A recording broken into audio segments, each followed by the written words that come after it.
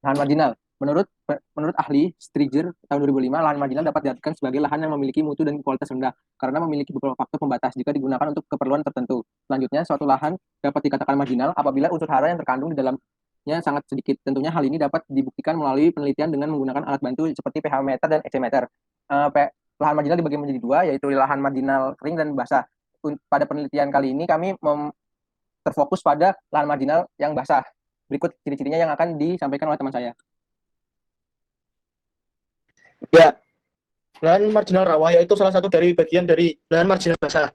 Lahan rawa merupakan lahan daratan yang tergenang oleh air dalam periode waktu tertentu yang memiliki ciri-ciri sebagai berikut. Yang pertama yaitu memiliki tingkat kematangan dan permeabilitas tanah mineral di lahan rawa sangat bervariasi dari yang tidak matang sampai dengan yang matang. Yang kedua, secara umum lahan rawa pasang surut termasuk lahan yang masam dengan pH kurang dari 5,5, mempunyai tingkat kesuburan yang rendah dan kadar unsur mikro khususnya pada tanah gambut.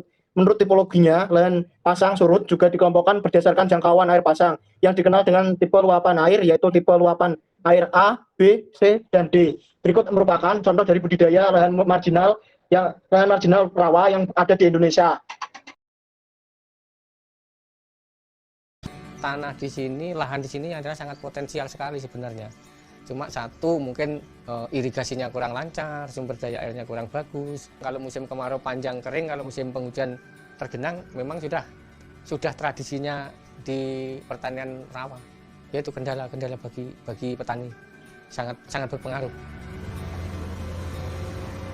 Kita diberi bantuan yang jelas, satu untuk pembersihan sungai, yang kedua pembikinan saluran konektor, yang ketiga pemasangan gorong-gorong, yang keempat adalah pembikinan saluran mikro. Yang jelas pembedaan banyak, Mbak. Ekonomi keluarga yang jelas kan ada peningkatan. Kalau kemarin bisa jual setahun sekali, sekarang kan bisa 2 kali, bisa ada tambahan. Setelah kita melihat video tadi, ada beberapa kekurangan dari budidaya yang telah dilakukan masyarakat. Untuk itu kita memberikan beberapa teknologi untuk mengatasi kekurangan tadi. Yang pertama dari kita yaitu membuat saluran cacing. Saluran cacing adalah saluran menyimpang dan membujur di petakan sawah. Saluran cacing dibuat dengan tujuan agar proses keluar masuknya air dalam petakan lahan dapat berjalan lancar sekaligus untuk memperlancar pencucian bahan beracun. Yang kedua yaitu menggunakan varietas toleran.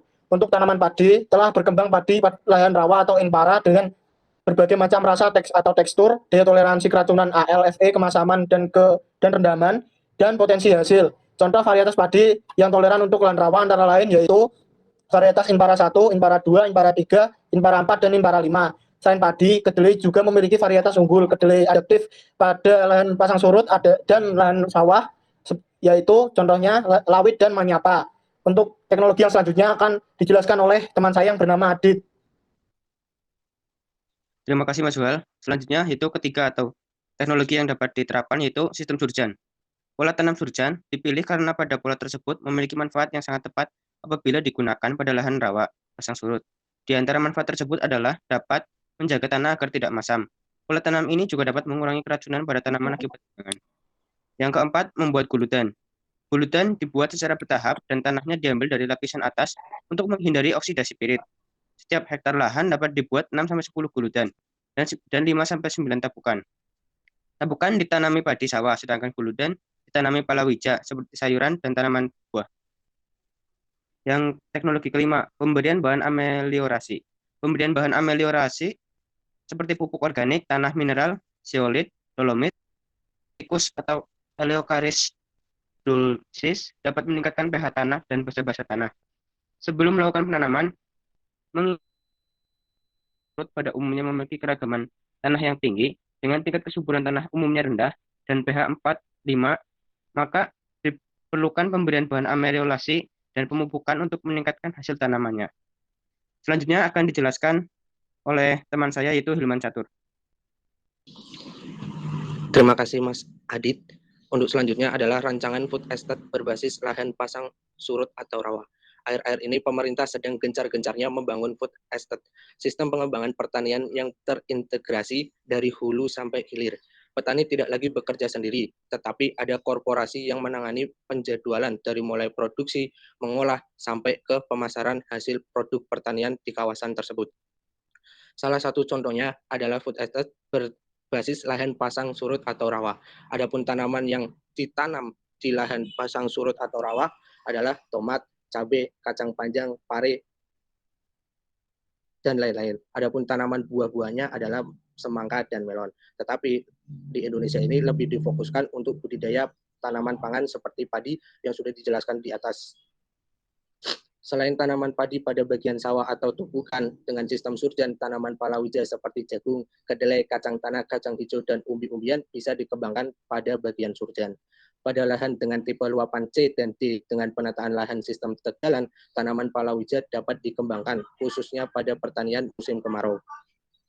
Penerapan sistem tata air satu arah pada lahan tipe luapan A dan B dapat dilakukan dengan menggunakan pintu air otomatis pada tingkat saluran sekunder atau tersier yang berfungsi untuk memisahkan fungsi saluran antara sekunder atau tersier untuk saluran irigasi dan untuk saluran drainase. Pada lahan dengan tipe C dan D, pengolahan air dilakukan dengan sistem konservasi dengan menggunakan tablet. Sebelum melakukan penanaman, mengingat tanah di lahan rawa pasang surut pada umumnya memiliki keragaman tanah yang tinggi dengan tingkat kesuburan tanah yang umumnya rendah dan pH 4-5, maka diperlukan pemberian tanah ameliorasi dan pemupukan untuk meningkatkan hasil tanaman. Sebelum dipasarkan, dilakukan pengemasan produk secara tepat karena produk pertanian mudah rusak. Sekaligus pengemasan digunakan untuk memudahkan dalam distribusi produk dan memberikan nilai tambah secara ekonomis. Pemasaran diutamakan untuk daerah sekitar, meminimalkan biaya transportasi sehingga harga produk masih dapat dijangkau saat sampai di tangan konsumen. Utamanya disalurkan melalui BUMDes, koperasi, dan pasar tradisional. Adapun selanjutnya akan disampaikan oleh Mas Hilal. Baik, untuk saran dari kelompok kami untuk mengatasi masalah ini adalah perlu adanya teknologi yang membantu dalam mencapai keberhasilan berbudidaya pada lahan marginal, khususnya pada lahan marginal rawa atau pasang surut, seperti membuat saluran cacing, menggunakan varietas toleran, penggunaan pola tanam surjan, membuat guludan, dan pemberian bahan ameliorasi. Ya, sekian dari kelompok kami. Terima kasih atas penjelasan kami. Apabila ada salah kata mohon dimaafkan.